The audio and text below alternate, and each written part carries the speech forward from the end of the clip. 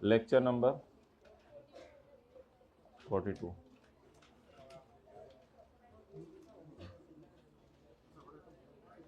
Tax credit for specified industrial undertakings. Specified industrial undertakings के लिए tax credit. भाई चूहा की तरह यार,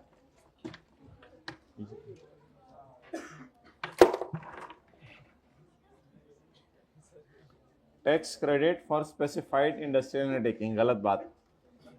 स्पेसिफाइड इंडस्ट्रियल अंडरटेकिंग का क्या मतलब है? सारी इंडस्ट्रियल अंडरटेकिंग्स के लिए या कुछ इंडस्ट्रियल अंडरटेकिंग्स के लिए?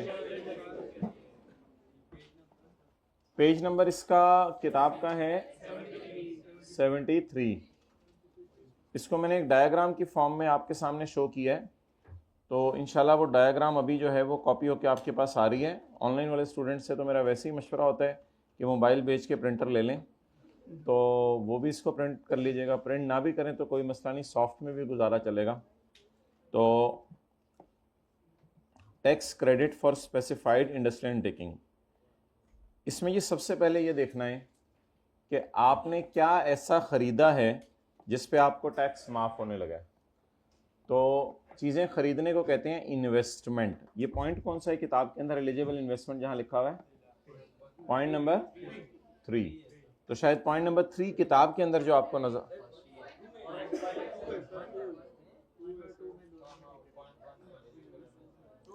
आप लोग ना रहने दें, मैं देखता हूँ। बस आप ना इतना किया करें कि आ जाया करें, ठीक है? बहुत बड़ा एहसान होगा।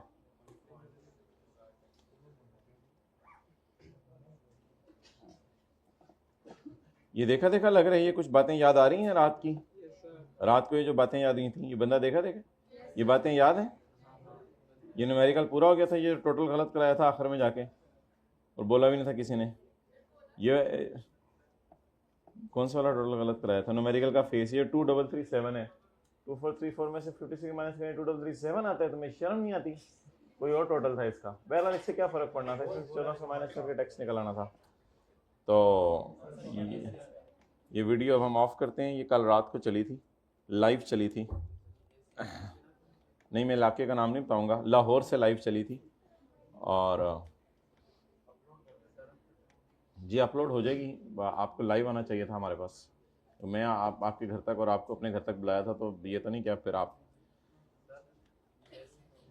एसी का क्या करना है यार? जो करवाने करवा लें, मैं पढ़ा बाद में लिया करूँगा। क्लासें अप्रैल से शुरू कर लेते हैं।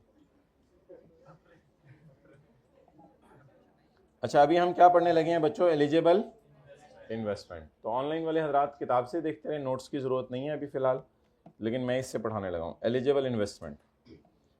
एलिजिबल इन्वेस्टमेंट है कुछ, यानी कोई चीज़ें आप ख़रीदें तो लॉ मेकर खुश होगा। जैसे आप मरुंडा ख़रीदें, पापड़ ख़रीदें तो शायद वो इतना खुश ना हो, लेकिन कुछ चीज़ें ऐसी हैं अगर आप ख़रीदें तो ही विल बी हैप्पी। अब इनकी हम ज़ियारत करते हैं। Investment made in purchase installation of machine. आप मशीन खरीद लें, वो खुश होगा। आप बिल्डिंग खरीद लें तो भी वो आपको टैक्स माफ़ करेगा।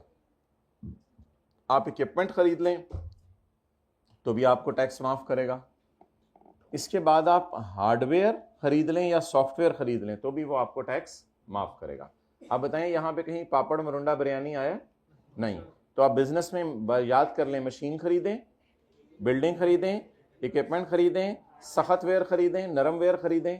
ये सारा खरीदने पर लॉ मेकर आपसे खुश होगा। एक्सेप्ट दो चीज़ें पर खुश नहीं होगा वो, दो चीज़ों पे खुश नहीं होगा। एक्सेप्ट सेल्फ क्रिएटेड सॉफ्टवेयर, जो आपने सॉफ्टवेयर खुद बनाया है। इसका मतलब है, थोड़ा सा पीछे होना छुआ।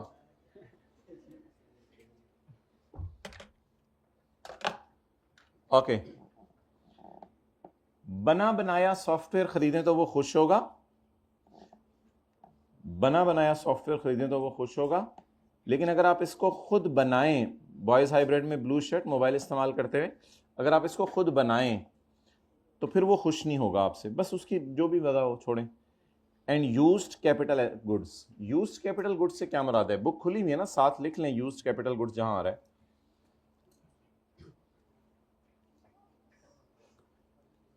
Used capital goods, used capital goods से क्या मुराद है? Second hand. कैपिटल गुड्स कौन सी होती है? मशीन कैपिटल गुड है ना, कई सालों का फायदा देती है। आपने एक्सपेंडिचर सुना हुआ, रेवेन्यू एक्सपेंडिचर, कैपिटल एक्सपेंडिचर, तो ये कैपिटल एक्सपेंडिचर है ना।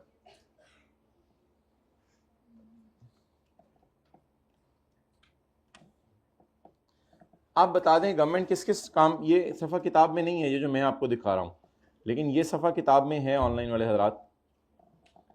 किस किस चीज़ खरीदने पे गवर्नमेंट खुश होगी? New machine, new building, new equipment, new hardware, new software. लेकिन बने बनाए सॉफ्टवेयर पे खुश होगी, खुद बनाने वाले पे खुश। और सेकंड हैंड बिल्डिंग खरीद लें, सेकंड हैंड हार्डवेयर खरीद लें, सेकंड हैंड इक्विपमेंट खरीद लें, तो भी आपको टैक्स माफ। तो सब में मेन बात क्या है? न्यू होना चाहिए। डन। तो पहला लफ्ज हमने क्या सीखा? न्यू। हाँ चपेड़। हाँ, पहला लफ्ज हमने क्या खरीदा? Eligible investment. अब देखना यह है कि ये कौन खरीदे।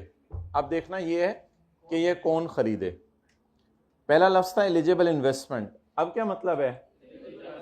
Eligible person. ये भी मेरे ख्याल से हमारी किताब में होगा कहीं। ये कौन सा पॉइंट है? Point 3, eligible person. Eligible person से क्या मुराद है? ग्रीन फील्ड इंडस्ट्रियल अंडरटेकिंग में असल में फैक्ट्रीज वगैरह होती हैं। Green field industrial undertaking. What is green field industrial undertaking? इसकी बात करते हैं। ग्रीन फील्ड इंडस्ट्रियल अंडरटेकिंग का भी मैं बताऊंगा आपको क्या होता है। फिलहाल इसको समझ लें कि इंडस्ट्रियल अंडरटेकिंग है, यानी फैक्ट्री है। फैक्ट्री क्या करे? Engaged in getting people married, लोगों के रिश्ते कराएं, उसके लिए प्लांट खरीदें, हार्डवेयर खरीदें, इक्विपमेंट खरीदें? नहीं, क्या करें? इंगेज्ड इन, चीजें बनाएं, चीजें बनाएं, मटेरियल बनाएं।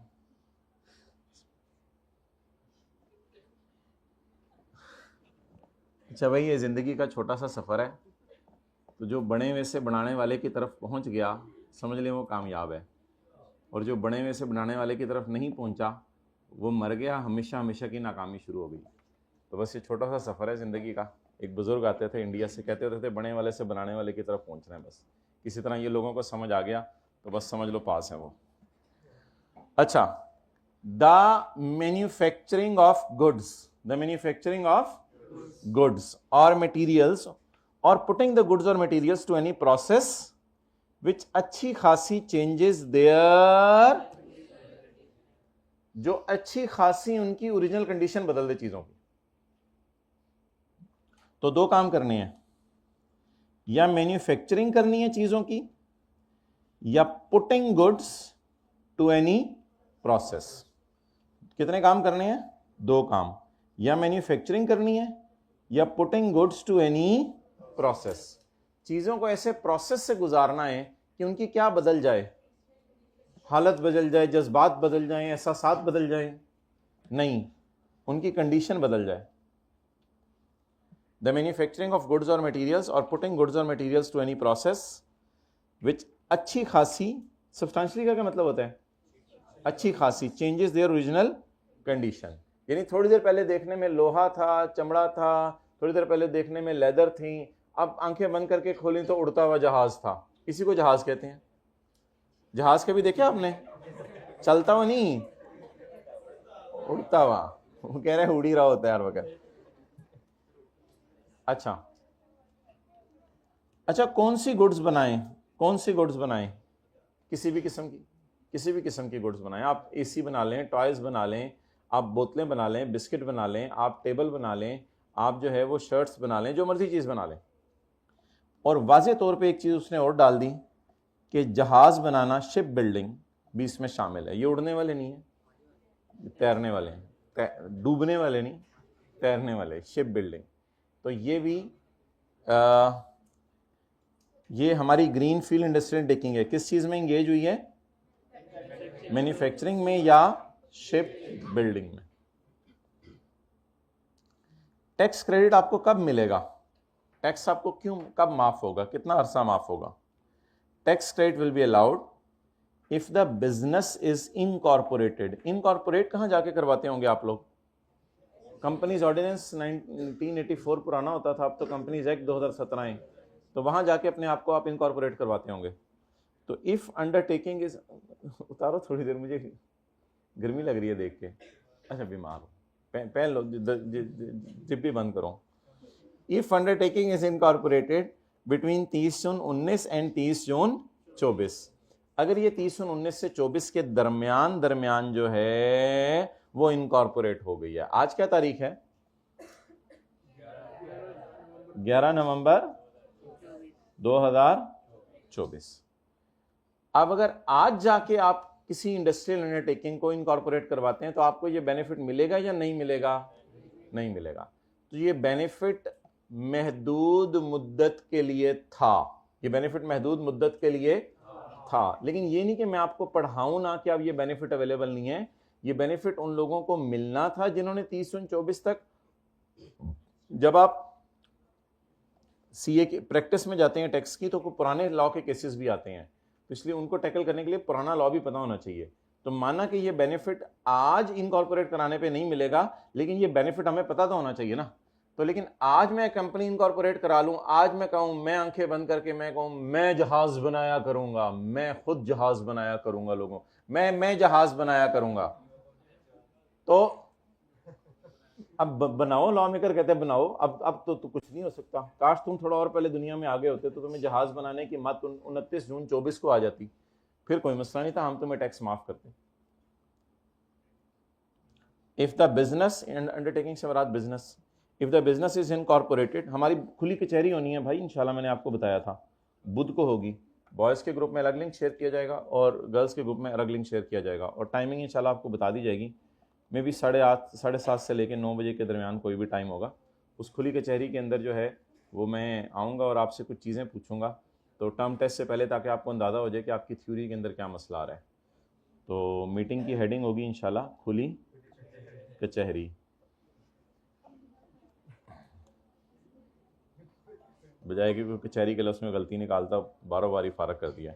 If undertaking is incorporated between 30 June 19 and 30 June 24 and is not found by splitting up और reconstitution of undertaking already in, वो जो बाजियों वाले में बात की थी, वो इधर बाजे भी तो ये काम कर सकते हैं।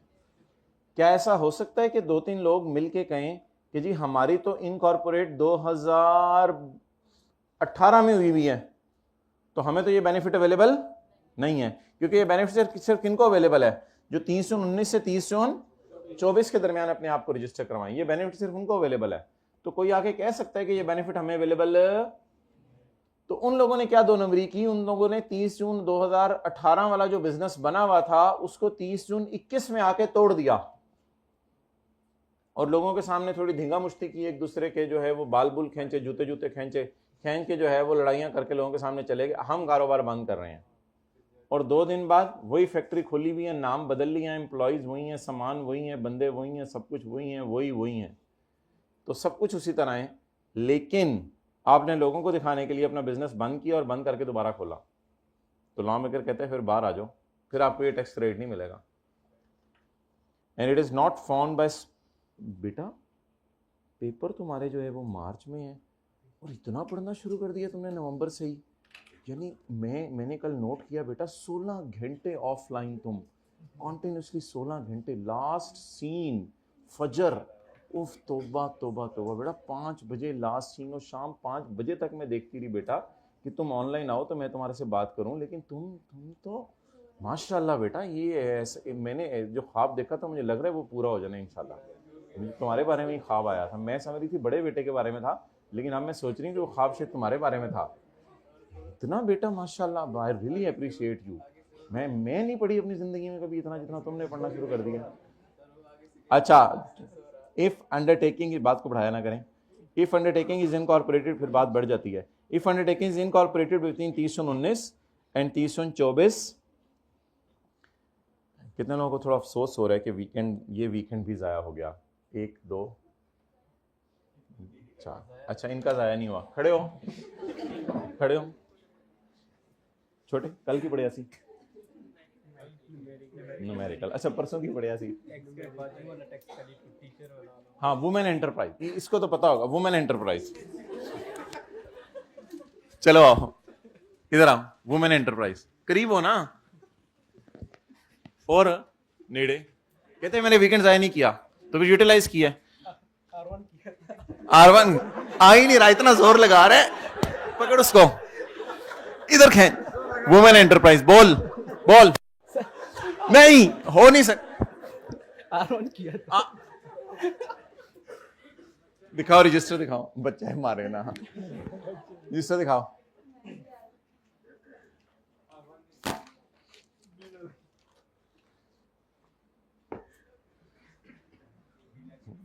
बंदे हैं, ये दोस्त है आपका, आप खड़े हो जाओ बस, अगले आधा घंटा आपने बैठना नहीं है, इधर हो जाओ, आप खड़े हो जाओ। चलें जी हम लोग पढ़ते हैं। हाइब्रिड में सेकंड रो में बातें कर लें एक दफा, फिर हम सीए कराते हैं। If undertaking is incorporated between 3019 and 3024 and is not formed by splitting up or reconstitution of undertaking already in, I hope कि यहां तक आपको याद हो जाना चाहिए आज वाला भी। किसी सबर पहले सीए करा लें। New machine, new building, new equipment, new hardware लफ्ज याद हो गए, एक्सेप्शंस याद हो गई। अच्छा, चीजें बनानी है या उनको ऐसे प्रोसेस से गुजारना है कि उनकी, यार वो नोट्स फोटोकॉपी हो रहे हैं तो कहाँ गया, बेच रहे गया है, या क्या बनाना है, ये उर्दू में नहीं बोलना घर में प्लीज, मैं नहीं जिम्मेदार हूंगा। अच्छा, क्रेडिट कब मिलेगा, अगर ये कब से कब तक इनकॉर्पोरेट हुई हो, 30/19 से लेके 30/2024 तक, और पहले से बने हुए बिजनेस को तोड़ के नहीं बनाना। जी कौन सवाल पूछ रहा था कोई?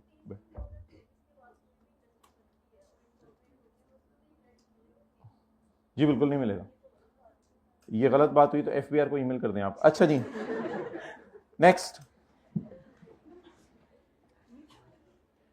एक और कंपनी को भी ये बेनिफिट अवेलेबल है, वो क्या बेनिफिट अवेलेबल है?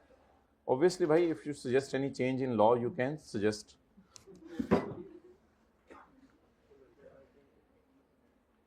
कोई ऐसी कंपनी जो 30 जून 23 तक अपने आप को रजिस्टर करवा ले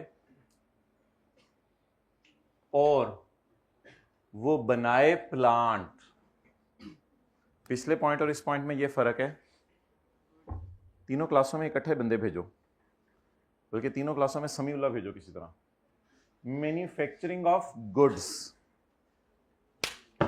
इकट्ठे तीनों क्लासों में बंदे बांटना शुरू करें, इस तरह टाइम नहीं जाया होगा, तीनों क्लासों में इकट्ठे बंदे जाएं।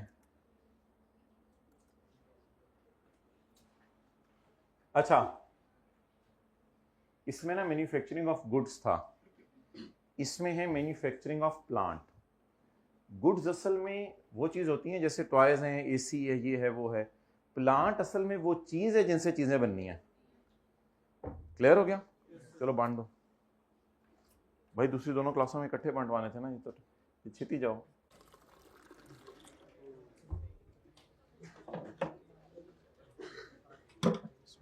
H2O भी देने, Cl थोड़ा सा।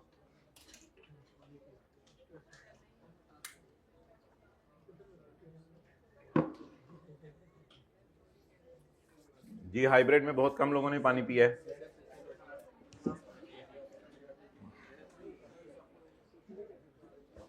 ओके आगे चलें जी।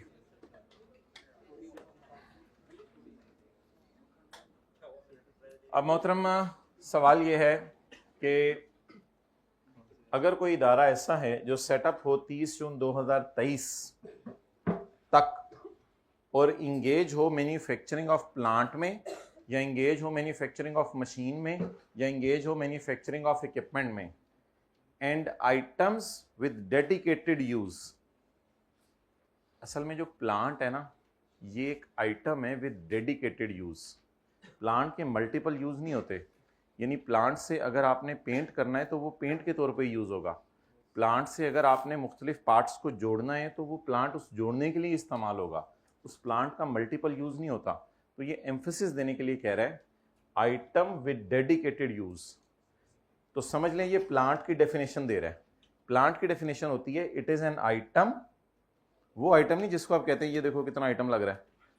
Plant is an item with dedicated use. Plant dedicated use के लिए होता है, मल्टीपल यूज नहीं होते प्लांट के। अच्छा, ये प्लांट किस लिए बन रहा है? For generation of renewable energy from sources like solar and wind. जैसे वो सोलर पैनल्स हैं आजकल, या वो विंड से एनर्जी बनती है, उसके लिए पंखे से होते हैं, वो घूम रहे होते हैं।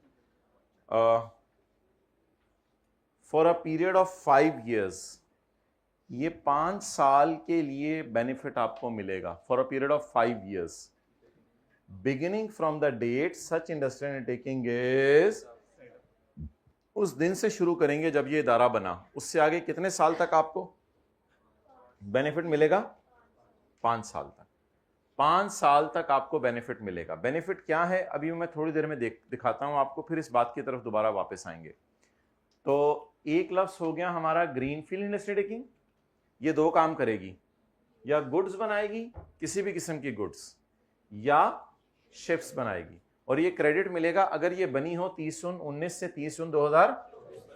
लेकिन अगर ये गुड्स और शिप बिल्डिंग नहीं कर रही तो फिर ये ग्रीन फील्ड इंडस्ट्री टेकिंग भी नहीं है। ये फिर क्या कर रही है? ये बना रही है प्लांट। लेकिन प्लांट सिर्फ वो वाले नहीं जो गाड़ियां बना रहे हैं, एसी बना रहे हैं।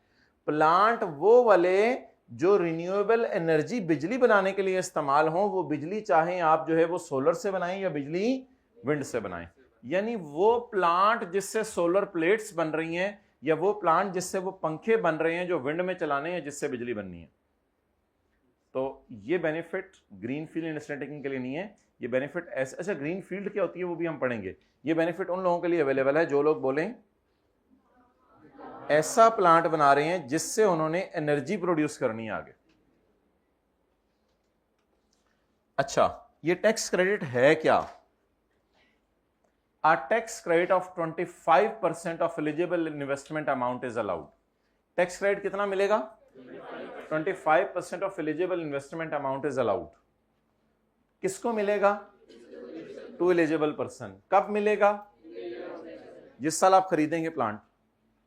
It will be allowed against, ये किस में से माइनस होगा? नॉर्मल टैक्स पेएबल में से। अच्छा, एक बंदा है उसकी टैक्सेबल इनकम है 7 मिलियन। उसका टैक्स मैं एज्यूम कर रहा हूं, पीछे जाके निकाल नहीं रहा अब इस वक्त, मेरे पास टाइम नहीं है। पहले कौन सा टाइम होता है आपके पास? टैक्स मैं इसका ऐसे लिख रहा हूं, एज्यूम कर रहा हूं। इसने प्लांट परचेज किया फॉर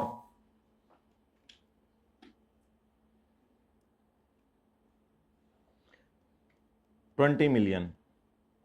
इसने 20 मिलियन का प्लांट परचेज किया। मुझे जरूरत महसूस हुई तो मैं फिगर्स को बदलूंगा, इसलिए भी नोट नहीं करना। अब इसकी टैक्सेबल इनकम कितनी है? 7 मिलियन। टेबल में जाऊं या टैक्स एज्यूम कर लिया है? Less tax credit under section. अच्छा, अब ये जो टैक्स माफ होगा ना मेरे भाई, ये टैक्स पे माफ नहीं होगा, ये इस पे माफ होगा, प्लांट की कॉस्ट पे। प्लांट की कॉस्ट कितनी है? इसका 25%। यार 5 मिलियन आ जाएगा, कितना आ जाएगा? 5 मिलियन। कितना टैक्स था? 12 लाख। कितना टैक्स था? कितना टैक्स माफ हो रहा है? 50 लाख। जवाब नहीं, सही नहीं है।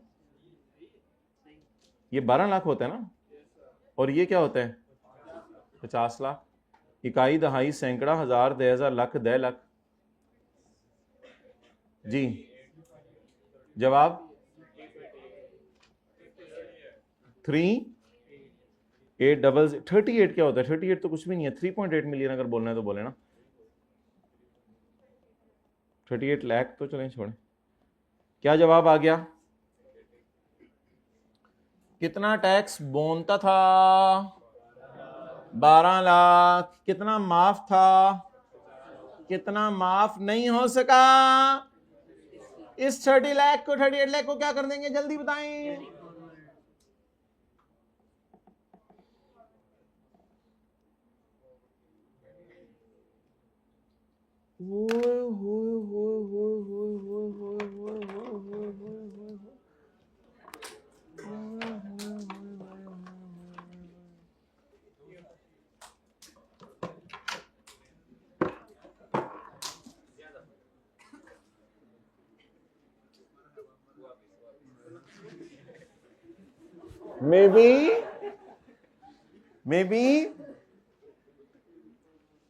maybe carried forward, maybe। ये जिंदगी में पहली दफा नहीं पढ़ा, may be carried forward, not be carried forward. पढ़ पढ़ के थक गए थे जिंदगी में। यानी हर जगह ही क्या आता था, इधर देखो, छोड़ो परे, मार्कर आनी जानी चीज है, ये देखो। यानी आज तक क्या पढ़ा था हर जगह, unadjusted amount may be for 2 अगले साल। अच्छा जी, अगर ये मिसाल के तौर पे 2022 का साल है तो इट कैन बी, इट क्या क्यों ऊपर नीचे हो रहा है खुद ही, 38 lakh can be carried forward, in 38 lakh can be नहीं, will be carried forward for next 2 years, that is 2023। अगर 22 में माइनस नहीं हो सका तो 23 में कर लो, बोले 22 में माइनस नहीं हो सका तो 23 में कर लो, 23 में माइनस नहीं हो सका तो 24 में कर लो, 24 में माइनस नहीं हो सका तो बस मर गया। तो 23 में कर लो, 24 में कर लो, लेकिन 24 से आगे कर लो वाला सीन खत्म है। अब NOTE कर लो।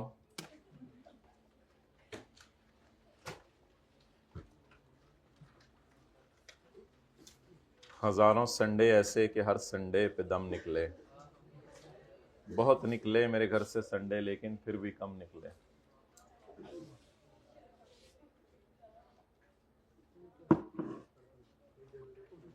ये संडे जो आएगा तो हम लुट मचाएगा, ये संडे जो तो हम लुट मचाएगा। हम पढ़ पढ़ के नहीं कह रहे, वैसे ही कह रहे हैं, सो के लुट मचाएगा। मैंने आपको शुरू की क्लासेस में ही बता दिया था पहले वीक में कि महीने में 4 संडे आया करेंगे आपके घर, और ये बहुत इंपॉर्टेंट संडे होते हैं। एक संडे को भी आपने प्रोटोकॉल ना दिया ना तो वो संडा अगर बिफर गया ना तो फिर उसने नहीं छोड़ना आपको।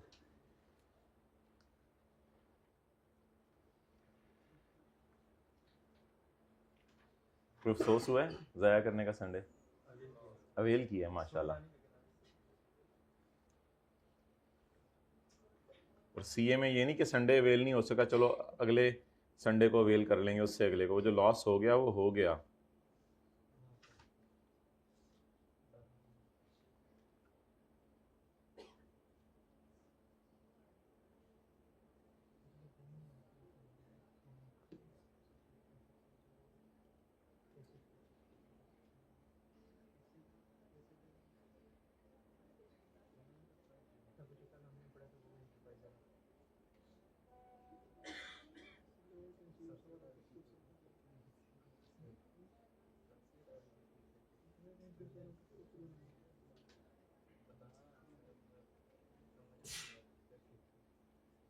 बेटा अल्हम्दुलिल्लाह मैंने बोलना है, वो किसने किसने छींक ली है? खड़े करो इसको जरा।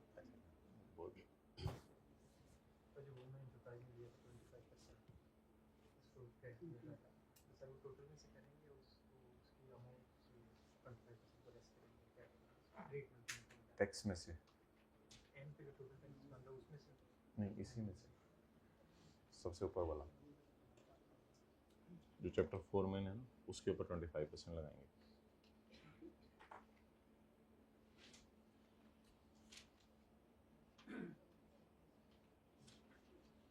चलें जी,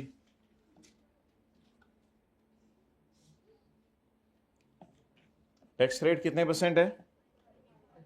किस चीज का 25%? Of investment amount. Investment amount कितनी थी? 20 मिलियन। किसको मिलेगा ये? कब मिलेगा? किसमें से माइनस होगा? लेकिन अगर माइनस ना हो सका,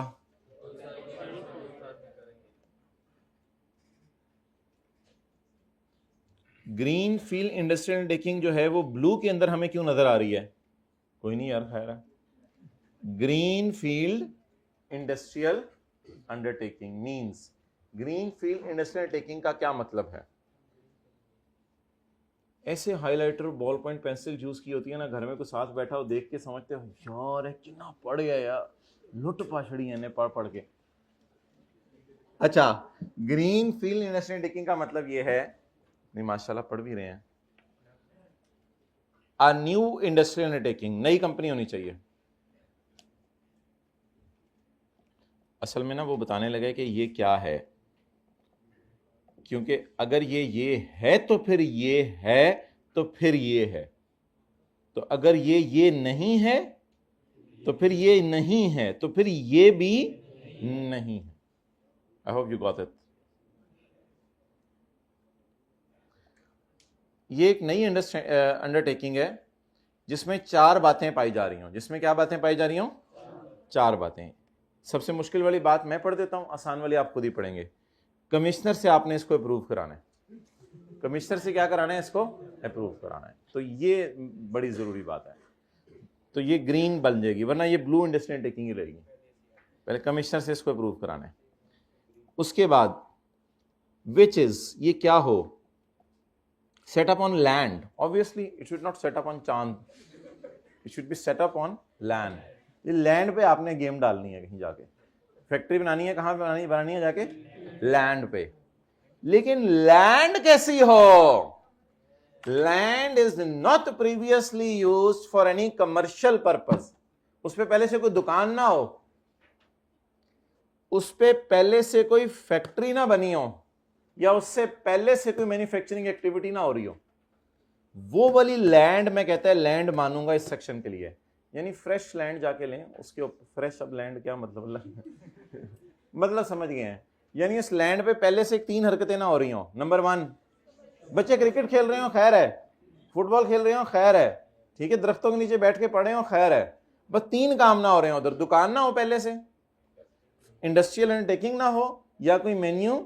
अगर ये 3 काम उधर नहीं हो रहे तो मेरी नजर में कहता है ये लैंड फिर ऐसी लैंड है जिसकी बेस पे ये बेनिफिट मिल जाएगा आपको। दूसरा, थोड़ा थोड़ा ग्रीन हो रही है अब ये, इसको हमने कौन सी अंडरटेकिंग बनाना है? ग्रीन। ग्रीन बनने के लिए पहली शर्त लैंड वाली है। दूसरी शर्त देखते हैं, अगर ये 4 शर्तें पूरी कर गई तो अंडरटेकिंग क्या बन जाएगी हमारी? अल्हम्दुलिल्लाह ग्रीन बन जाएगी। अंडरटेकिंग हमारी ग्रीन बन जाएगी। अभी हम इसे ग्रीन बना रहे हैं, थोड़ी सी हो गई है। बिल्ट, यहां बिल्डिंग बनाए, बिल्ट विदाउट डिमोलिशिंग। पुरानी बिल्डिंग डिमोलिश करके यहां बिल्डिंग नहीं बनानी, पुरानी बिल्डिंग को रीवैम्प, रीस्ट्रक्चर करके, रेनोवेट करके यहां बिल्डिंग नहीं बनानी आप लोगों ने। विदाउट का लफ्ज मिल रहा है ना सबके साथ। Without demolishing, without revamping, without renovating, without upgrading, without remodelling, without modifying any existing structure, और पहले से बनी हुई फैक्ट्री को गिरा के नई बिल्डिंग बनाना, या पहले से बनी हुई फैक्ट्री को रेनोवेट करना, रिकंस्ट्रक्ट करना, इसकी इजाजत नहीं है। तो पता चल गया लैंड भी फ्रेश होनी चाहिए, बिल्कुल खस्ता, नरम, क्रिस्पी, और बिल्डिंग भी फ्रेश होनी चाहिए। थोड़ा थोड़ा और ग्रीन हो रही है, इसको पूरा ग्रीन करना है। जब ये हो गया 4 पॉइंट्स तो इंशाल्लाह ये ग्रीन फील्ड इंडस्ट्रियल अंडरटेकिंग बन जाएगी। तीसरी बात, पहले से किसी बने हुए बिजनेस को तोड़ के दोबारा बिजनेस करना, ये भी अलाउड नहीं है। तो ऊपर पढ़ भी लिया आपने already. It is not found by तोड़िंग अप और रीजोड़िंग of an undertaking already in. तो किसका मतलब है? कंपनी भी नई होनी चाहिए। लैंड नई, बिल्डिंग नई, कंपनी नई। लेकिन ये लिखने पे नंबर नहीं मिलेंगे, ये सारा लिखना पड़ेगा।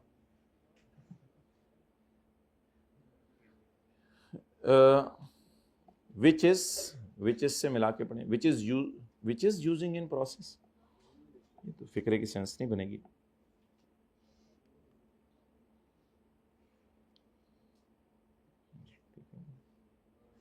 Which is set up on land, which is built, which is not formed. चलें इस फिक्रे को मैं सही करा देता हूँ, फिक्रे की टेंशन नहीं है, कॉन्सेप्ट समझ लें पहले। अच्छा जी, यूजिंग एनी प्रोसेस और टेक्नोलॉजी। अच्छा, इन तीनों में ना आप देखें नॉट वाली सेंस पाई जा रही थी, और अब ये जो फिक्रा है इसको पढ़िएगा।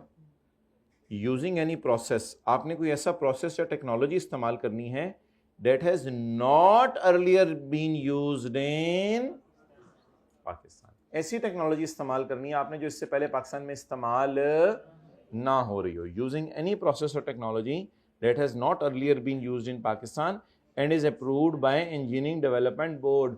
और वो टेक्नोलॉजी ऐसे ना हो कि आपने खुद ही खिचड़ी बनाई हो, उसको इंजीनियरिंग डेवलपमेंट बोर्ड से भी अप्रूव करा लें। ये ना हो कि कह रहे हो यार मैं बड़ी टेक्नोलॉजी है, मैं पता नहीं चीज़ों को ऐसे ऐसे करके मिलाता हूँ एकदम चीज़ बन जाती है, ये टेक्नोलॉजी है मेरे पास। तो इंजीनियरिंग डेवलपमेंट बोर्ड से तो पूछ लो ये टेक्नोलॉजी भी है या नहीं है उनकी नज़र में। तो कोई ऐसी टेक्नोलॉजी आपने इस्तेमाल करनी है जो टेक्नोलॉजी इंजीनियरिंग डेवलपमेंट बोर्ड माने और वो अर्लियर पाकिस्तान में यूज ना हो रही हो। इसका मतलब है ये पॉइंट सबसे ज्यादा डेंजरस है।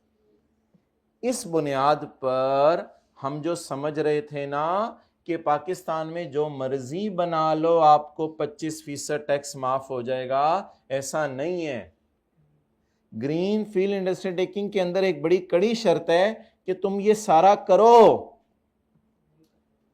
शिप्स बनाओ, गुड्स बनाओ, चीजें बनाओ, लेकिन टेक्नोलॉजी नहीं यूज करनी है जो पहले से यूज ना हो रही हो।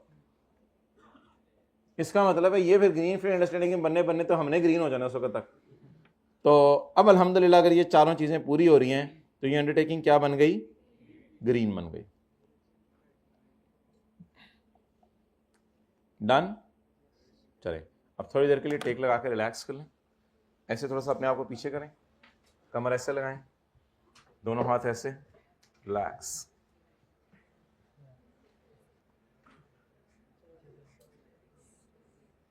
सामने की तरफ रेस्ट नहीं करना, कमर को रेस्ट दें, जल्दी रिलैक्स हो लें। जी भाई आप कैसे आना हुआ? ये बेटा ये क्लास का टाइम है, शर्म नहीं आती आपको? यार ठहर जाओ, मुझे क्लास तो ले लेने दो, सीरियस थोड़ा सा। तुम्हें शर्म नहीं आती? कितने बड़े हो गए हो, लेट आ रहे हो क्लास में? यार भाई थोड़ा सीरियस हो ना, सीरियस हो, क्लास हो रही है उसकी। दांत अंदर करो। क्या चाहते हो तुम? तुम्हारे माँ बाप को बुलाएं, हम तुम्हारे अम्मी अब्बू को बुलाएं और फिर उनको बताएं कि तुम्हारे बेटे का हाल देखो, क्लास में लेट आता है। इतने बड़े हो गए हैं, समझ नहीं आती इन लोगों को, मोबाइलों ने इनका काम खराब किया हुआ है। क्यों लेट आते हो? बताओ ना, क्यों लेट आए हो? क्या शर्म नहीं आती लेट उठाऊं? ये इसके मोबाइल पे कल से चेक करने, लास्ट सीन कितने बजे है? 2 बजे 1 बजे है? ठीक है, फिर ये मुझे बताना है आपका दोस्त है। देखा करो किस टाइम सो रहा है, यहीं से लोग देखते हैं आजकल किस टाइम सो रहा है मेरा दोस्त।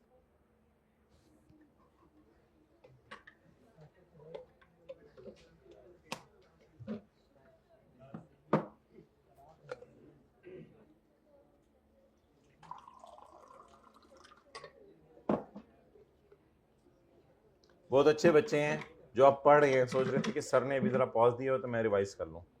ऐसे बच्चे बहुत कम हैं।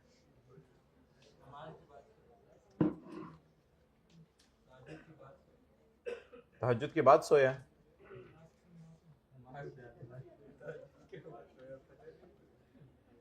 चलें यार इसको किताब से एक दफा पढ़ लें, कोई कमी कोताही रह गई हो तो माफ हो जाए। किताब से पढ़ लें एक दफा। छोटी छोटी चीजें को इसमें शॉर्ट भी हैं। पहले थीम बता दें पूरे सेक्शन की। एलिजिबल इन्वेस्टमेंट से समझ आ गया क्या क्या खरीदने पे टैक्स माफ होगा? सॉफ्टवेयर खरीदने पे टैक्स माफ होगा? होगा। हार्डवेयर खरीदने पे टैक्स माफ होगा? होगा। लेकिन ये नए होने चाहिए। और सॉफ्टवेयर में एक चीज थी कि इंटरनली जनरेट नहीं होना चाहिए, बल्कि बना बनाया खरीदना है। किन लोगों को टैक्स माफ होगा? 2 किस्म के लोगों को। एक ग्रीन फील्ड, आपने क्या बातें कर रही हो तो उनको भी खराब। एक ग्रीन फील्ड इंडस्ट्री टेकिंग के ऊपर टैक्स माफ होगा और एक अगर आप रिन्यूएबल एनर्जी बनाना चाह रहे हैं वहां भी आपको टैक्स माफ होगा। अच्छा,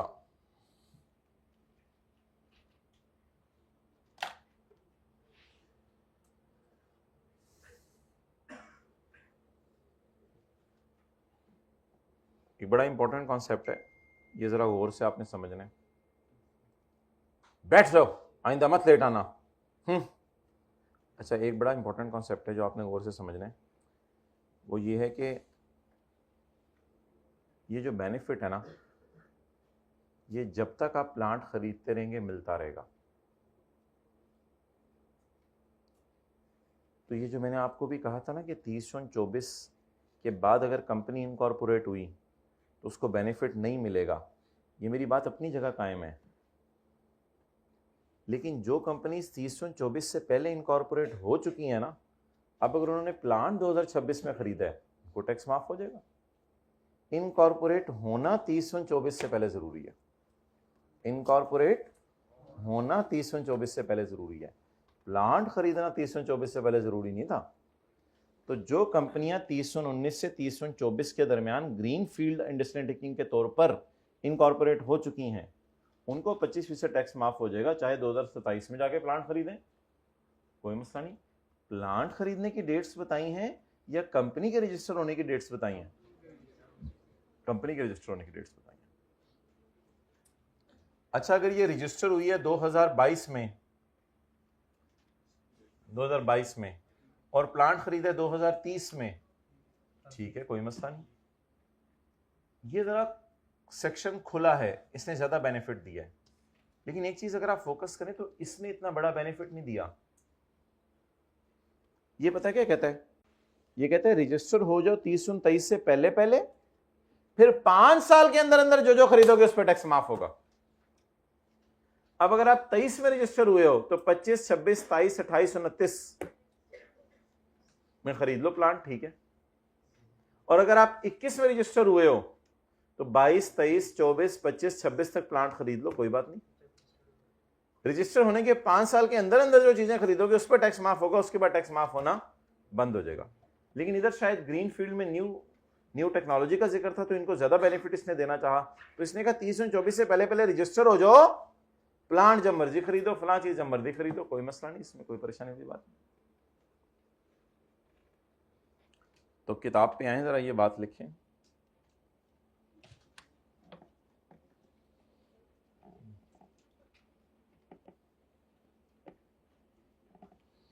इसको ऐसे करके जरा लिखें,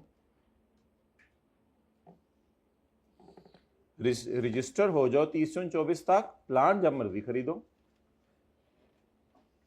रजिस्टर हो जाओ 30/24 तक, प्लांट जब मर्जी खरीदो। हाइब्रिड में सेकंड रो प्लीज लिखे ना।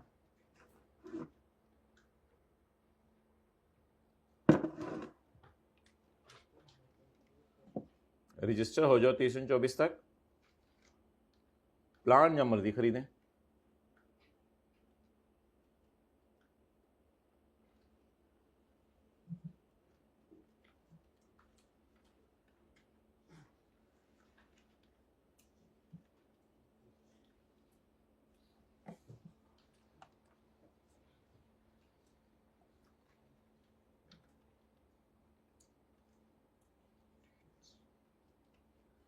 और इधर लिखे, अब यहां जगह बनती है तो यहां लिख लें, नहीं तो फिर यहां लिख लें। रजिस्टर हो जाओ 30/23 तक,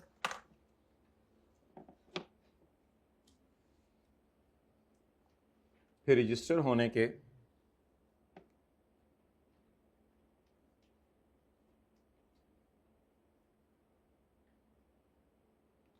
रजिस्टर होने के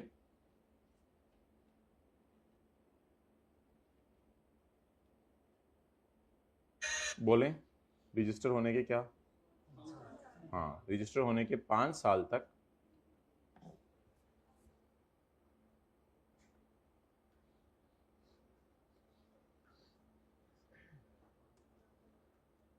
प्लांट वगैरह खरीद लो, टैक्स माफ हो जाएगा।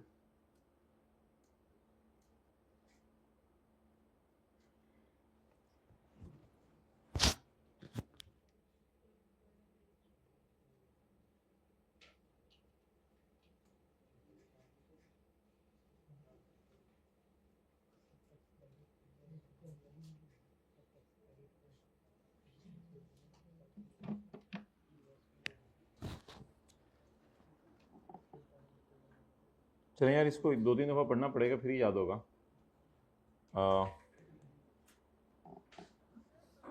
हाँ जी, प्लांट,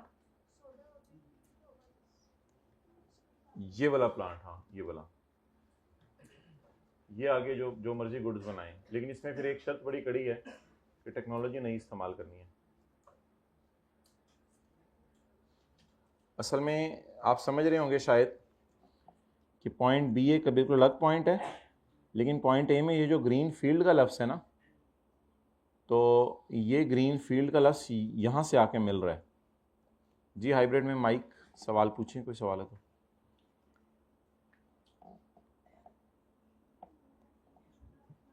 हाँ जी, ऊंची तरह बोलें, करीब करके माइक। अगर एक से ज़्यादा प्लांट परचेज करें तो हर प्लांट पे अलग अलग रेट लगेगा 25%। जितने मर्जी प्लांट खरीदें, जितने मर्जी हार्डवेयर खरीदें, जितने मर्जी सॉफ्टवेयर खरीदें। अच्छा जी, अब यार इसको पढ़ लें। A tax credit of 25% of eligible investment amount. Eligible investment amount क्या पड़ी थी अभी? प्लांट की कॉस्ट है, हार्डवेयर की कॉस्ट है। इससे क्या मुराद है? Eligible investment amount is allowed to a eligible person in the year of, it will be allowed against, ये नॉर्मल टैक्स लायबिलिटी में से भी माइनस होगा और मिनिमम और फाइनल टैक्स में से भी माइनस होगा। ये चीजें आपके स्कोप में नहीं है, लेकिन ब्रैकेट में लिखी हुई है, इसलिए इनको याद कर लीजिएगा। मिनिमम और फाइनल टैक्स लायबिलिटी से भी माफ होगा। और आपको पता है, हमने पढ़ा हुआ था कि फाइनल टैक्स लायबिलिटी में से कोई टैक्स रेट माफ नहीं हो सकता, लेकिन ये उसकी एक एक्सेप्शन है, बस जो मर्जी समझ लें आप। अनएडजस्टेड अमाउंट जो माइनस नहीं हो सका, क्या करें उसका? May be carried forward to subsequent 2 tax years. जो उरूज पे जाके चीजों को पढ़ता है ना, मैं लिख के दे सकता हूं कि जब वो ये मे बी कैरिड फॉरवर्ड का लफ्ज लिखेगा तो उसका आंसू बह के इसके ऊपर गिरेगा। उसके दिल में आएगा, यार आज तक पढ़ा था may not be carried forward, और ऐसे मे बी कैरिड फॉरवर्ड, दुनिया ही बदल गई। तो उसका आंसू ऐसे अथरू गिरेगा और किताब के ऊपर टपकेगा। कल दिखाइएगा इंशाल्लाह, प्राइज दूंगा आपको। पॉइंट नंबर 2, आंसू होना चाहिए, प्रॉपर आंसू बहना चाहिए, बह के इधर गिरना चाहिए। गिरने की जगह भी बता दिया आपको। Point number 2, eligible investment means any investment made in the purchase and installation of, बोले, new machine, new building, new hardware, new software except self created software and second hand goods। अब अगर इसी मिसाल में जो हमने की है, अगर प्लांट के साथ सेकंड हैंड लिखा होता तो क्या करते? मजा ही नहीं आना था। ये क्या बात हुई? प्लांट के साथ अगर सेकंड हैंड लिखा होता, सेकंड हैंड प्लांट, तो फिर ये टैक्स माफ ना करते।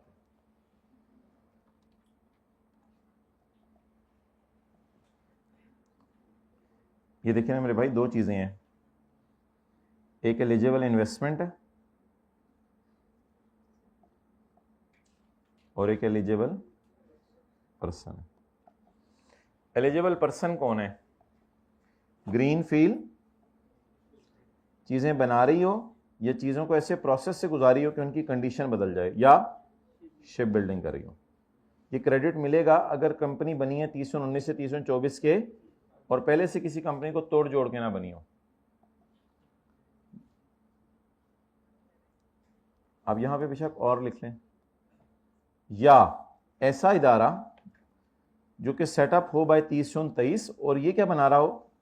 प्लांट बना रहा हो, मशीन बना रहा हो, इक्विपमेंट बना रहा हो। प्लांट की डेफिनेशन होती है item with for generation of बिजली फ्रॉम सोर्सेज। बिजली किन सोर्सेज से बनाएं?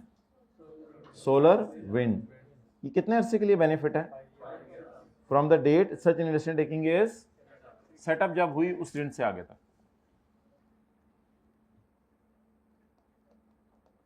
12 जून 22 को बनी तो 12 जून 23, 24, 25, 26, 27, 12 जून 27 तक जो प्लांट खरीदें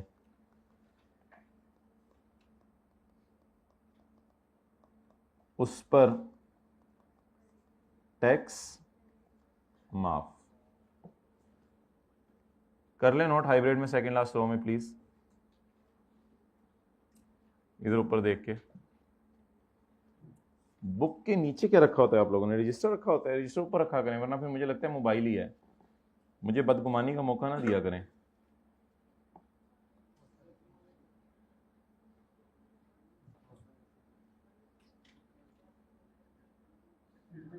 हाँ जी,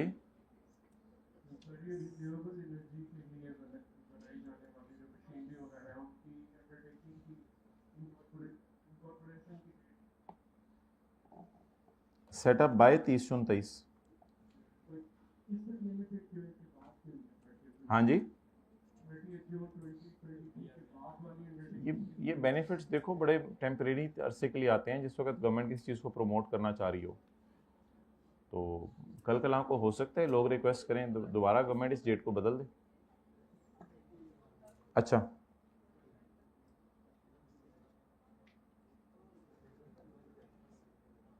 ग्रीन फील्ड अंडरटेकिंग मीन्स, ये अंडरटेकिंग कौन सी होती है? A new undertaking. ये लफ्ज़ जरूर लिख के आना है, न्यू। देखिए आप फोकस करें, मैंने इन नोट्स में जो सबसे चीज़ को अलग करके लिखा है, न्यू जरूर लिख के आना है, a new undertaking. In notes में सारी चीज़ें कवर हो रही हैं, सिवाय बस एक चीज़ थी यहाँ पे नॉर्मल के साथ मिनिमम और वो फाइनल वाली। इसके अलावा तो अल्लाह का शुक्र है नोट्स में कोई चीज़ मिस नहीं है, इधर से भी पूरा कवर हो रहा है। लेकिन बेहतर तरीका वही है, वहीं से याद करें, यहाँ से कॉन्सेप्ट बिल्डिंग करें बस। तो कॉन्सेप्ट्स कौन कौन से पढ़े हमने? एलिजिबल, एलिजिबल पर्सन और ग्रीन फील्ड अंडरटेकिंग का मतलब क्या है? Setup on a land that is not previously used for any commercial, industrial or manufacturing activity, ये भी नया लफ्ज़ है, and is free from constraints imposed by any prior work। पिछले काम होने की वजह से इस पे अगर कोई constraints लगी हुई हैं तो वो उससे फ्री हो चुकी हो, and is free from constraints imposed by any prior work। कई दफ़ा ऐसे होता है कि 10 साल पहले बिल्डिंग बनी होती है, वो 6 साल पहले हुकूमत ने डिमोलिश कर दी होती है, वो लैंड बिल्कुल खाली पड़ी होती है, तो अब उस पर कोई लिमिट वगैरह ना लगी हो लैंड पे कि ये नहीं कर सकते, ये नहीं कर सकते, तो फ्री फ्रॉम कॉन्स्ट्रेंट्स हो। Built without demolishing, repairing any other existing structure, not found by splitting up और reconstruction and using any process technology that has not earlier been used in Pakistan and is approved by EDB and approved by commissioner. This definition is applicable from July 1, 2019 and onwards. ये देखें, ये जो sections होते हैं ना, 65G है जैसे, तो जब ओरिजिनल लॉ आया था तब ये सेक्शन नहीं था, तो ये सेक्शन ओरिजिनल लॉ में था या बाद में आया है? अगर बाद में आया तो फिर इसलिए उसको कह रहे हैं यकम जुलाई 19 को ये सेक्शन आया था, उससे पहले ये सेक्शन था ही नहीं पाकिस्तान में, तो यकम जुलाई 19 को ज़रूरत पड़ी तो हमने एक नया सेक्शन डाल दिया इसकी, जिसकी तो दो वजह थी इन सेक्शंस की। एक तो ये वजह थी मेरे ख्याल से कि नई टेक्नोलॉजीज़ को प्रमोट करना जो पाकिस्तान में नॉट अर्लियर बीन यूज्ड है, और दूसरा, और उनका नाम फिर ग्रीन फील्ड रख देना, और दूसरी शर्त ये थी कि आप देखें, ये शर्तें तो आमतौर पे लोग पूरी कर ही रहे होते हैं, पॉइंट 1, 2, 3 वाली, चौथी शर्त पूरी करेंगे तो आपका नाम क्या बनेगा? तो इसका मतलब ग्रीन फील्ड बनना फिर आसान नहीं है। ग्रीन फील्ड के लिए आपको कोई ऐसी टेक्नोलॉजी लानी पड़ेगी जो पाकिस्तान में यूज नहीं हो रही। इसका मतलब क्या है कि ये सेक्शन पाकिस्तान में सारे इदारों को अवेलेबल है, ये तो सारी शिप बिल्डिंग्स को भी अवेलेबल नहीं है, अनलेस कि वो साबित कर दें हम क्या हैं। और ग्रीन फील्ड साबित करने के लिए उसके लिए आपको ये सब साबित करना पड़ेगा, तो ये साबित करने के लिए तो आपकी जान निकल जाएगी। पॉइंट 4 के लिए पता नहीं कहाँ कहाँ से इंजीनियर लाने पड़ेंगे, तो जर्मनी से, यूरोप से इंजीनियर्स मंगवाने पड़ेंगे, तो बहुत मुश्किल काम है ये टैक्स क्रेडिट लेना, और अच्छा खासा टैक्स क्रेडिट है। यानी प्लांट की कॉस्ट का 25% टैक्स माफ होने का मतलब ये है कि अगर आपने प्लांट 10 करोड़ का खरीदा तो 25% हुकूमत आपको कैश बैक दे रही है, एक तरह का यही मतलब है ना। 10 करोड़ का प्लांट खरीदा, 25% हुकूमत की तरफ से मिल रहा है, और क्या चाहिए? कितना बड़ा टैक्स क्रेडिट है।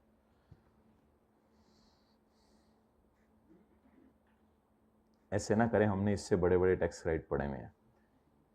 ये तो बहरहाल उस बंदे के जेहनों में बातें आती हैं ना जो साथ साथ रोजाना का पढ़ा है, मेरा नहीं ख्याल किसी के जेहन में आई होगी। अच्छा, अब आगे चलते हैं। ग्रीन शर्ट अंगड़ाई सॉरी रिलैक्स हो जाओ, फिर आगे चलते हैं हाइब्रिड में।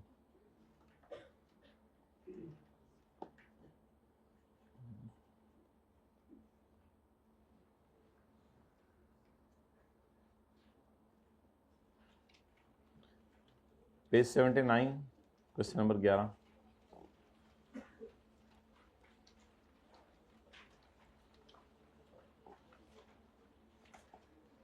List the persons or incomes that are allowed to a tax rate equal to 100% of tax वो लोग बताएं जिनको 100% से टैक्स माफ होगा। जो लोग पूछते हैं कि थ्योरी हमने याद नहीं करनी, उनके लिए ऐसे सवाल आते हैं आई कैप में। Also specify conditions which are required to be fulfilled.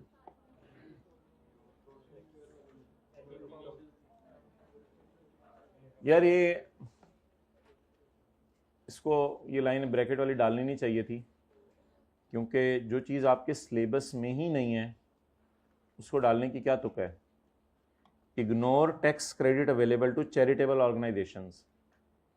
Charitable organisation का टैक्स क्रेडिट है हमारे सिलेबस में? नहीं।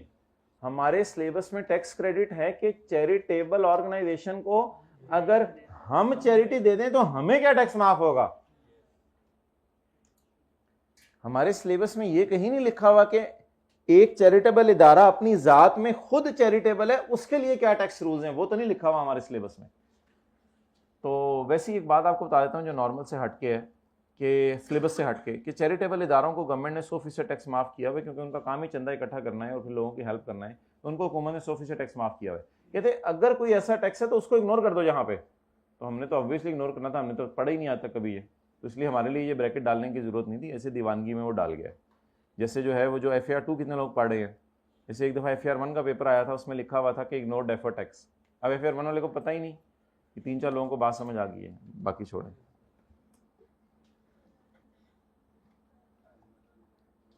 जैसे FAR 2 के पेपर के FAR 1 का पेपर दे रहे हो, एंड के ऊपर लिखा हो इग्नोर फिजिक्स केमिस्ट्री, तो आपको समझ आ जाएगी हाँ यार लिखने की क्या तुक थी इधर। तो ये उसी तरह है कि इग्नोर, ये जो पता ही नहीं वो क्यों इग्नोर करना है हमने, तो इग्नोर ही हो जाना है automatically. Deductible allowance and allowed deductions में फर्क बताएं और फिर इसकी 3 एग्जांपल्स दें। एग्जांपल्स दें दीजिए डिडक्टेबल अलाउंस की। ज़कात, education expenses of children and so on.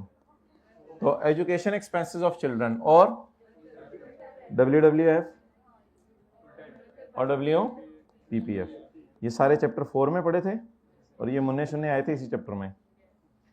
Deductions की मिसालें दे, एडमिसेबल डिडक्शंस की।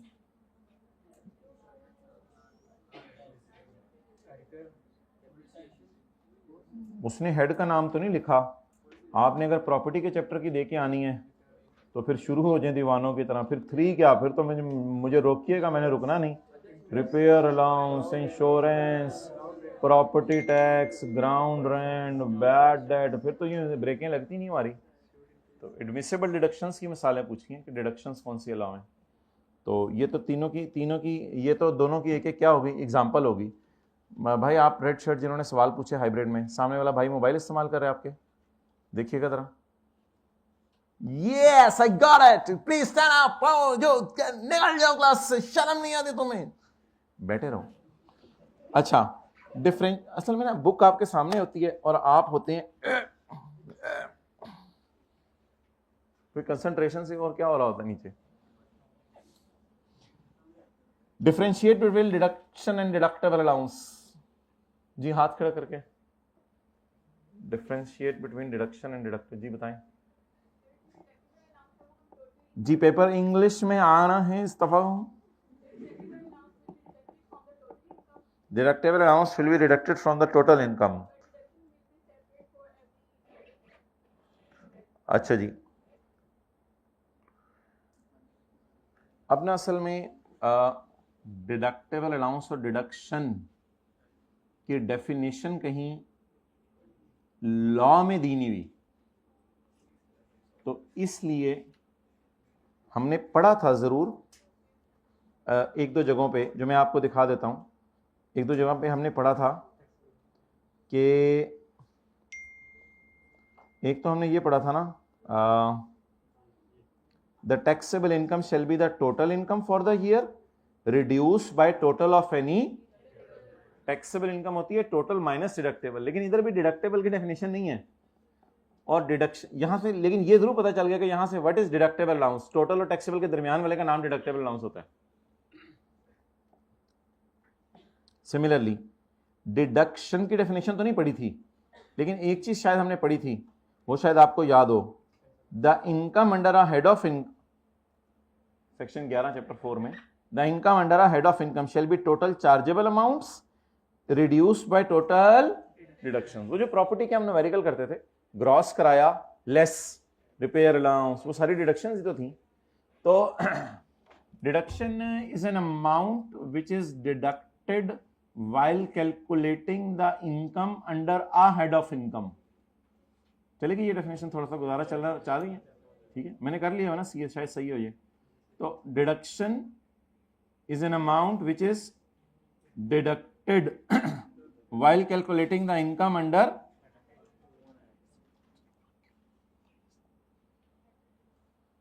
क्यों करते हैं मोबाइल इस्तेमाल, अच्छा, which is deducted under a head of income। However, deductible allowance is an entirely independent thing। ये क्या है? Deductible allowance is deducted from total income to arrive at taxable income। तो ये है डिडक्शन और डिडक्टिबल अलाउंस में फर्क। और अगर आपसे खुल के मैं बात करूं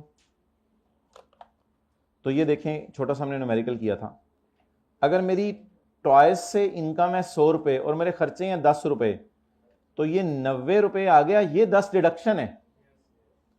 और ये जो ज़कात माइनस हो रही है, ये तो डिडक्शन टोटल इनकम से ऊपर ऊपर माइनस होती है, और डिडक्शन न्यूमेरिकल के एंड पे ज़कात वाली जगह पे माइनस होती है। सो देखते हैं जाके सोल्यूशन में क्या लिखा हुआ है, कौन सा चैप्टर चल रहा है, अल्लाह आपके साथ वाले का भला करें।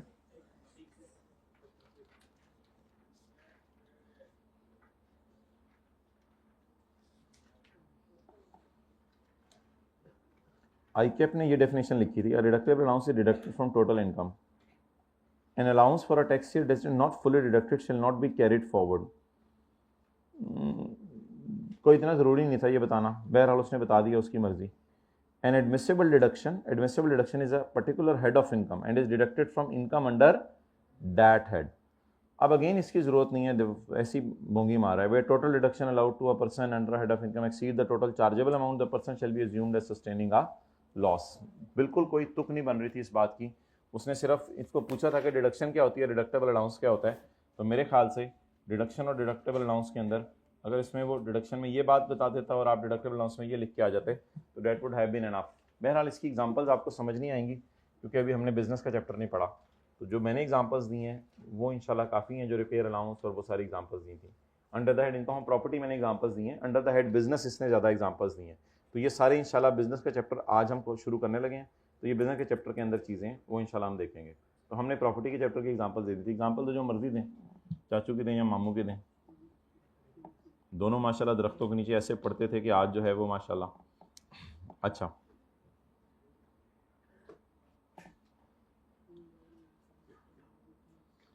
चलो यार जो भी अब हो गया ना, आइंदा से मैं पढ़ूंगा। अब तू चला जा यार प्लीज़, तू आइंदा नज़र ना इधर, डिस्टर्ब ना किया कर। अच्छा, अभी गवर्नमेंट रिलीफ फंड को हमने डोनेशन दी, क्या ये इस पर टैक्स माफ होगा? टैक्स बोलते हैं आप लोग, क्या बोलते हैं? टैक्स। गवर्नमेंट रिलीफ फंड को आपने donation the, relief fund establish in Pakistan by government, इस पर टैक्स माफ होगा? नहीं होगा, क्योंकि पेमेंट किस में की है? कैश में। और पेमेंट किससे करनी थी? क्रॉस चेक से। For further details you can contact me during class.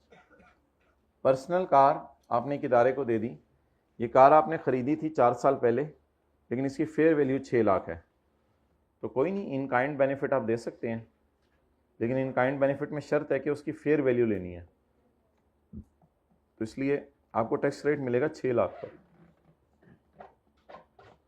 Medicine आपने दे दी टू अ प्राइवेट हॉस्पिटल, दादा के ज़माने की मेडिसिन मिली आपको, एक्सपायर हो चुकी थी, आपने जाके किसी प्राइवेट हॉस्पिटल को दे दी, 1 लाख रुपए की मेडिसिन थी, दादा काफ़ी अच्छे से बीमार थे, 1 लाख रुपए उनकी मेडिसिन बची नहीं थी, वो दे दी जाके अस्पताल को, क्या करें? हाँ जी, प्राइवेट अस्पताल है। कौन सा अस्पताल है? प्राइवेट अस्पताल है। तो ऐसा तो नहीं लिखा हुआ कि ये हॉस्पिटल है इन पाकिस्तान बाय फेडरल, प्रोविंशियल और लोकल गवर्नमेंट, प्राइवेट का क्या मतलब है? बस आम लोग चला रहे हैं इस अस्पताल को। अस्पताल को चलाते हैं या चलता है?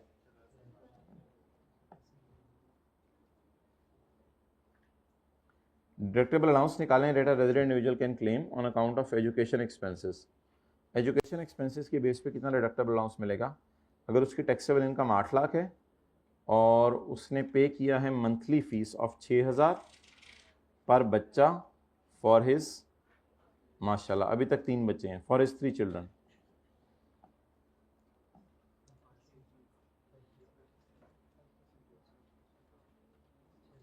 वैसे टैक्सेबल इनकम का लॉस इसको लिखना नहीं चाहिए था। टैक्सेबल इनकम ज़कात वगैरह शायद माइनस कर ली होगी इसने, इस वजह से इसके टैक्सेबल इनकम का लॉस लिख रहा है। तो मेरे ख्याल से कुछ ऐसी कहानी बनी होगी, इसकी कोई टोटल इनकम आई होगी, इसमें से इसने ज़कात वगैरह माइनस की होगी, फिर इसका जवाब आ गया होगा 8 लाख, इसलिए इसने इसको टैक्सेबल इनकम का लॉस लिखा हुआ है। फिर इसमें से माइनस करना है डिडक्टेबल अलाउंस, लोअर ऑफ क्या क्या 5% of tuition fees. Tuition fees कितनी है? 6000 ज़रब 12 महीने ज़रब रशीद, कामरान और रुखसाना 3 बच्चे ज़रब 5%। हाँ हाँ, ये फीस किसकी है? एक बच्चे की, एक ये फीस किसकी है? एक बच्चे की 1 महीने की। ये फीस किसकी है? 12 बच्चों की, चपेड़ उसी एक बच्चे की साल की। 12 है ही नहीं, उसके 3 है। और ये फीस किसकी है? 3 बच्चों की पूरे साल की, ज़रब 5%, 10,800। अंदर आओ, तुम्हें मना नहीं किया? हर वक्त बाहर जाने का शौक चढ़ा हुआ है तुम्हें, चलो अंदर, उसे भी लेके आओ। ओहो, ये क्या किया है? बहुत साइंस मारी है, कैसे अंदर आए हो? ये इधर तो घूम घुमा के, अंदर आओ जी। मैं अंदर, चलें आगे। या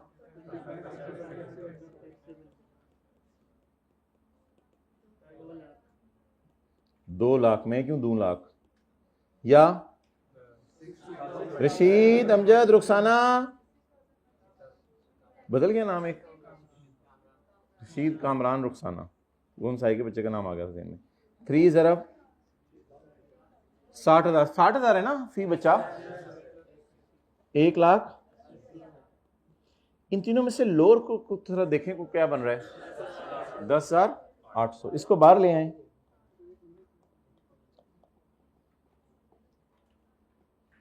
हाँ जी बताएं, क्यों? उसने पूछा ही नहीं, चपेड़। उसने पूछा कि determine the amount of deductible allowance, सिर्फ 10,800 पूछा है।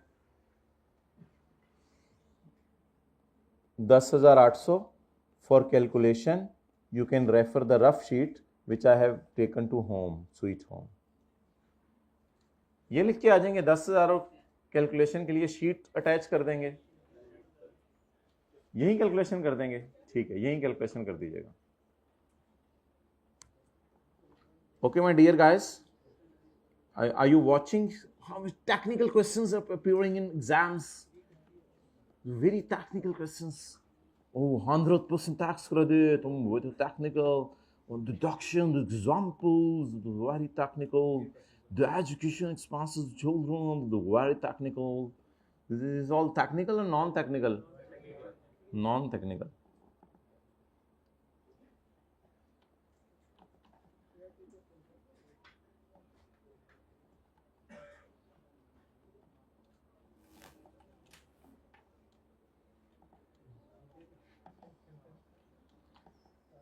तू इधर उधर की ना बात कर, तू बता तेरा संडे कैसा गुजरा?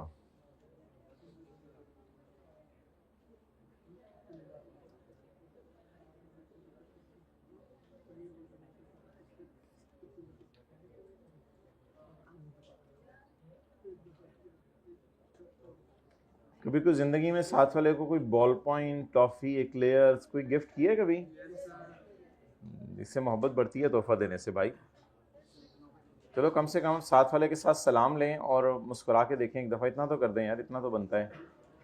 अनजान है आपके लिए, लेकिन प्लीज़ हाइब्रिड में प्लीज़ प्लीज़ सारे साथ वाले से सलाम लें, साथ वाले से शेक हैंड करें। पहली मुलाकात आपकी है उसके साथ आज। Income from business, income from business. आप जरा प्यार से ना साथ वाले को जरा साइड पे कर दें बस। अब मैं पहले दिन से पढ़ना है मैं ना इंशाल्लाह, बस तो देखिए सही इस दफा सड़क पे खड़े होके भी मेरे से बिजनेस का कोई सफा पूछ लेंगे ना, मैंने वो भी नहीं सुनाना, बस पहले दिन से इंशाल्लाह मैंने पढ़ना है।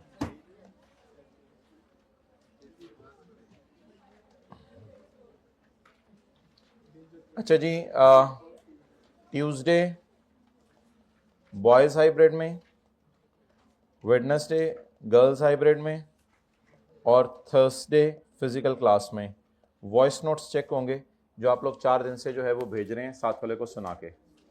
ये अब आप दिन नोट कर लें। और न्यूमेरिकल क्या, न्यूमेरिकल ऑब्वियसली न्यूमेरिकल का तो कोई नहीं ना, ये तो नहीं वॉइस नोट, क्वेश्चन 5 चैप्टर 18 जो थ्योरी है आज की थ्योरी जैसे सुनी जाएगी। अब कल ऑब्वियसली मैं क्लास में जाऊंगा बॉयज़ हाइब्रिड में ट्यूसडे को, तो मैं देखूंगा इन्होंने जो है वो क्या किया, साथ वाले को वॉइस नोट ला के भेजा या नहीं भेजा। बॉयज़ हाइब्रिड में ज़रा सारे हाथ खड़ा कर दें, इंशाल्लाह हम सारे भेजेंगे। सारे हाथ खड़ा कर दें भाई, सारे हाथ खड़ा कर दें यार। ये सेकंड रो में हाथ खड़े करवाओ भाई, थर्ड रो में, लास्ट रो में हाथ खड़े करवाओ इंशाल्लाह। नंबर लें साथ वाले से, इसी तरह सलामदा बनती है। आप और कैसे हो, शर्माता तो नहीं साथ वाला नंबर देते हुए आपको। बिजनेस इंक्लूड्स, बिजनेस में शामिल है चीजें खरीद के बेचना,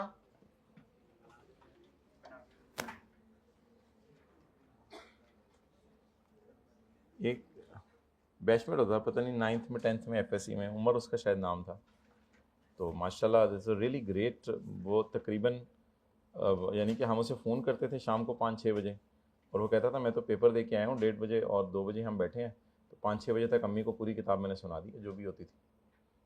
तो ऐसे भी लोग होते हैं, तो मुझे मिला नहीं उसका कभी, लेकिन ऐसे भी लोग होते हैं, तो माशाल्लाह आप लोगों में से भी होंगे कोई। बिजनेस इंक्लूड्स ट्रेड, बिजनेस सुना देते हैं बस, कि आप किसी से पूछ लें यार साइड पे capital gain other source property अभी सुन लो, अल्हम्दुलिल्लाह इस क्लास में भी हैं ऐसे।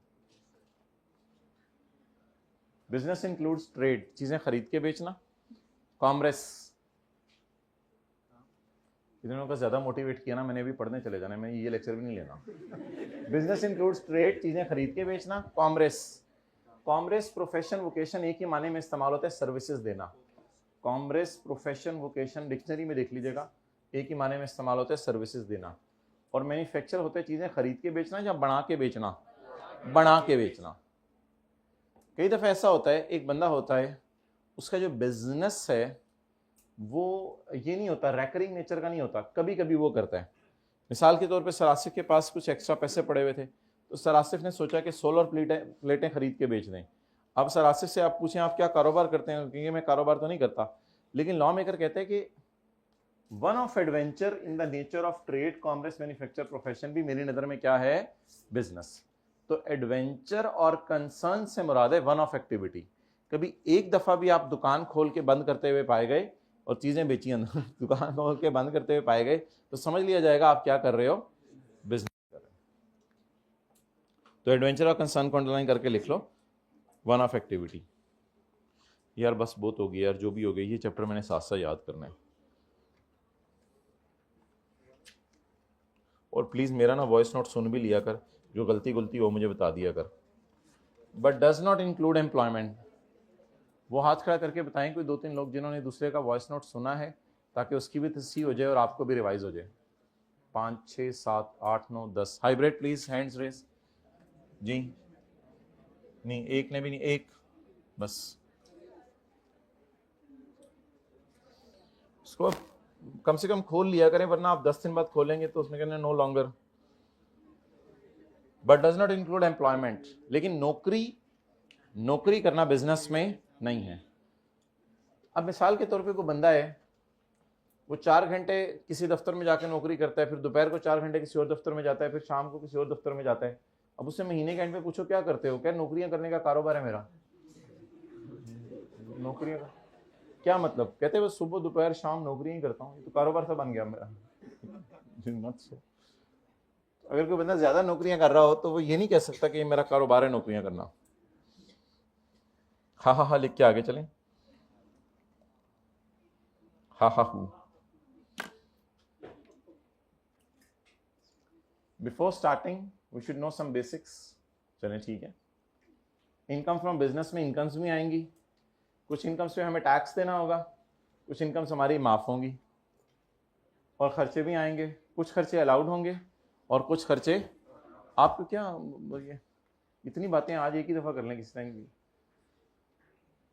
कुछ खर्चे माइनस करने की इजाजत होगी और कुछ खर्चे माइनस करने की इजाजत नहीं होगी।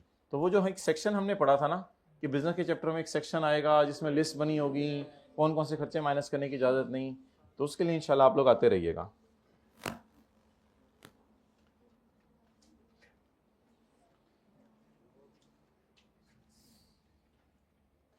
भाई जादुई छड़ी।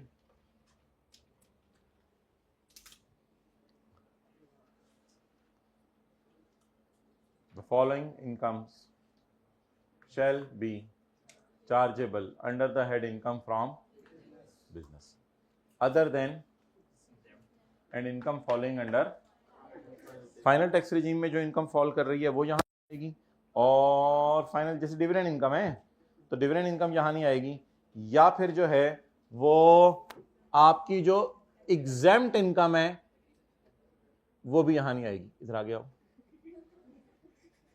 तो एग्जेम्प्ट इनकम भी नहीं आएगी यहाँ पे एग्रीकल्चर वगैरह, और डिविडेंड वाली इनकम भी यहाँ नहीं आएगी।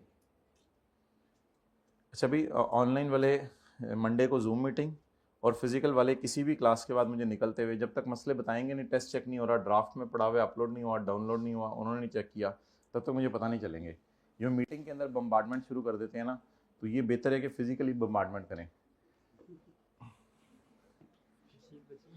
नंबर 1 पहला points, the profits and gains of any carried on by at any time in the, कोई भी बिजनेस हो, कोई भी बंदा कर रहा हो, एनिमल नहीं, बंदा बिजनेस करेगा ना, पर्सन, किसी भी वक्त साल में कर रहा हो, तो ये किस हेड में टैक्सेबल होगा? Only real profits are taxable. FAR 1 के अंदर IS 16 के अंदर रिवैल्यूएशन पढ़ने की नाकाम कोशिश कर ली है? नो कहना था, कामयाब कोशिश की है। हमेशा बोंगी मारते हैं, तो नाकाम कोशिश कर लिए, कामयाब कोशिश किया, कामयाब कोशिश की है। तो अगर एक बिल्डिंग है वो 5 मिलियन की है, मैंने खरीदी, और वो पड़े पड़े 6 मिलियन की हो गई, यानी मैंने कुछ नहीं किया उसको, पड़े पड़े 6 मिलियन की हो गई, फिर अगले साल पड़े पड़े 7 मिलियन की हो गई, तो क्या ये रियल प्रॉफिट्स हैं?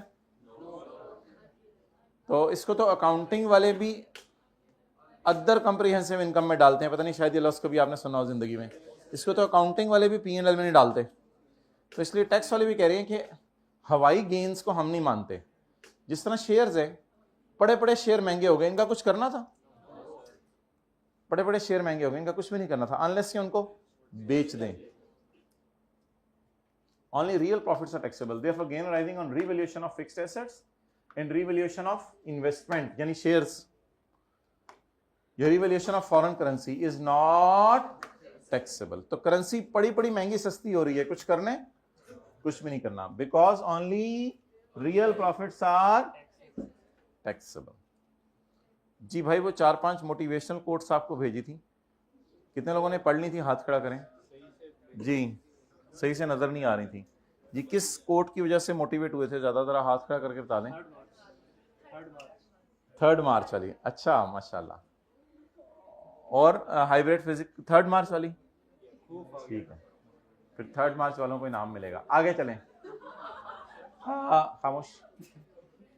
इनकम ऑफ एनी ट्रेड और professional association, income of any trade और professional association from the sale of goods और rendering of service to its members. Professional association ICAP है। ICAP अपने मेंबर्स को अगर कभी IFRS बेचता है, स्टैंडर्ड्स अकाउंटिंग स्टैंडर्ड बेचता है, या कोई बुक्स बेचता है, या कोई सेमिनार करा के पैसे लेता है, वो सारा भी ICAP की इनकम फ्रॉम बिजनेस में जाएगा।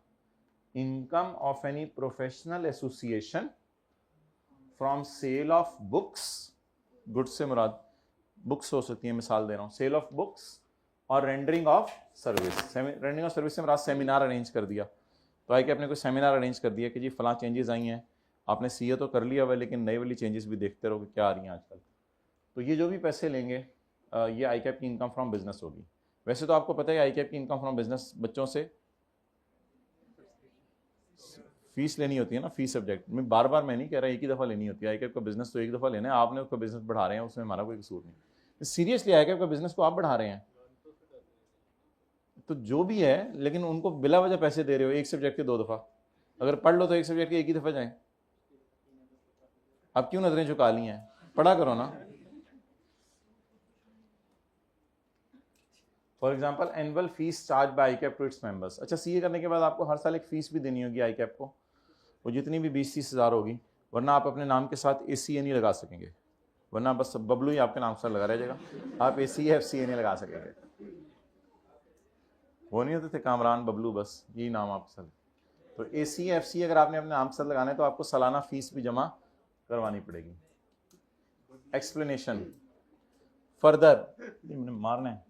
Further, it is clarified that income derived by cooperative societies from sale of goods or immovable property or provision of services to its members is taxable.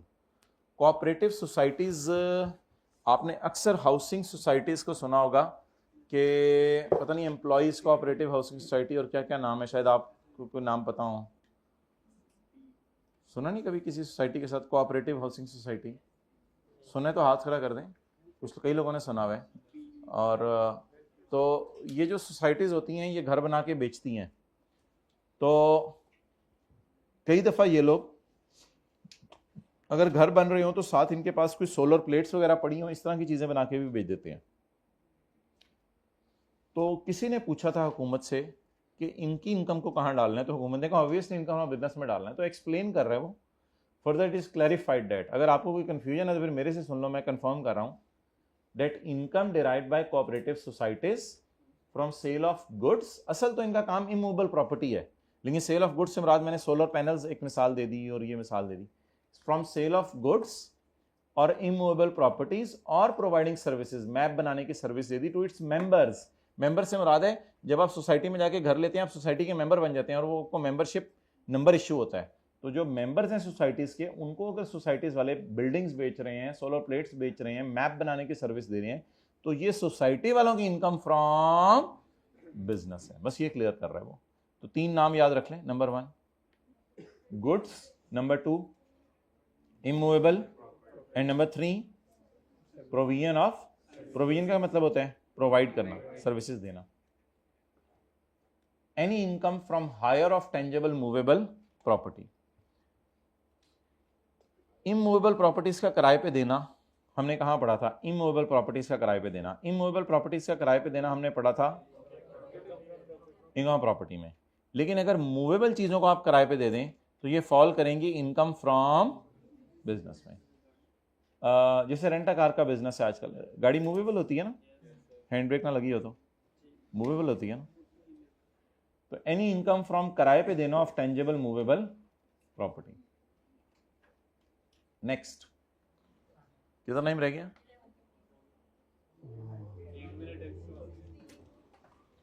1 minute extra हो गया, 2-2 रुपये जमा करा के जाना फिर फीस। हद होगी, 1 मिनट एक्स्ट्रा हो गया, मेरी मर्जी है मैं कब खत्म कराऊं। 1 मिनट एक्स्ट्रा हो गया, जो खुद लेट आते हो वो नहीं बताया कभी।